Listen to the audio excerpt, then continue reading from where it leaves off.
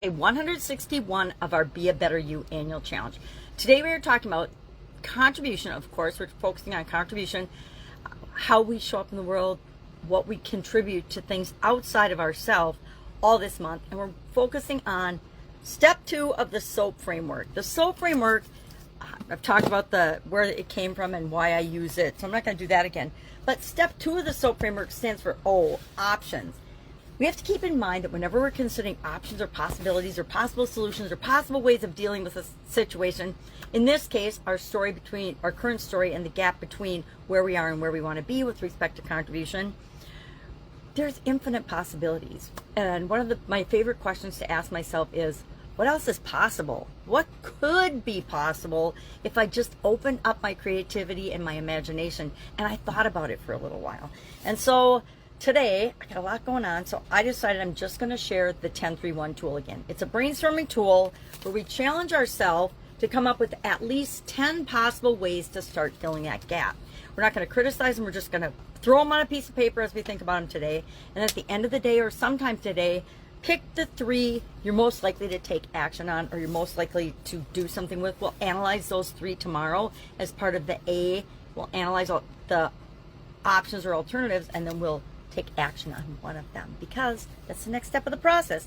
If you've seen me at all in the last 5 or 6 years, you've heard this process and you've probably seen it before. But if you haven't and you're brand new to it and you have any questions about it, please ask. So we're just going to come up with options. So for example, my challenge is I want to do more in-person volunteering and sharing. I do a lot of stuff online. I mean, I do daily videos, I share a lot of information, but I want to do actual interacting with human beings one-on-one, or me and a group, not just via the internet. Now, I know it's an incredible way to reach a lot of people, but I want to reach and have more impact on people close up, right? Close up and personal. I miss that.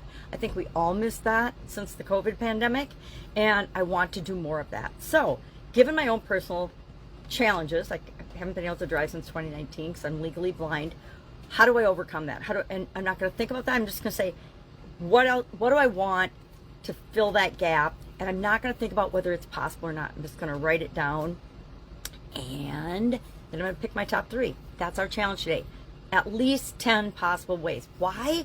Because a lot of times our brain tries to get us into this, I call it bipolar thinking, but it's not. But either we have to do this or that. We only have 2 options. We either do this thing or we're going to die. Or we do this thing or it's the end of the world. Or we do this thing or it's the end of something. And so to get over that, I always these days challenge myself to come up with at least 10 possible ways of dealing with it, even if they're not likely. I mean, maybe one of my ways is I'm going to tell somebody off because it's an interpersonal thing, and I'm never going to do that, right? I'm never going to be spouting out. No, not that I haven't in the past, but I'm not going to nowadays just tell somebody off because I am angry at them, or they frustrated me, or they did something to hurt me, etc.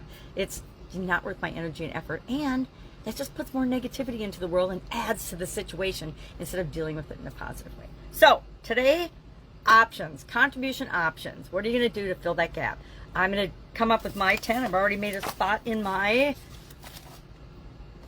Be a Better You annual challenge journal, and I figured I've only got about 1 month or 2 months left in this book. I'm going to end up having to have 2 books this year, which happens. It's fine, but I like this one. It's really pretty, and sometimes it's just nice to have our journal be something that makes us feel good every time we look at it. All right. If I can help you anyway, ask. Otherwise, come up with those possible ways of filling the gap between where you are right now and where you want to be.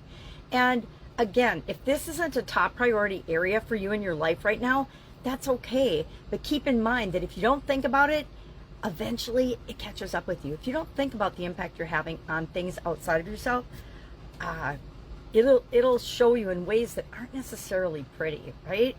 Definitely. So if there's old patterns and things you've been ignoring, if there's behaviors from the past that you kind of regret a little, you know, I always thought I was doing the best I could at the time, but I wish I would have been a better mom, right? And now I've got a chance to be a grandma, and there's sometimes when I lose my temper, or I don't lose my temper, I just get frustrated, right, with my amazing little granddaughters, and I don't want to ever put that frustration out, yet I do sometimes.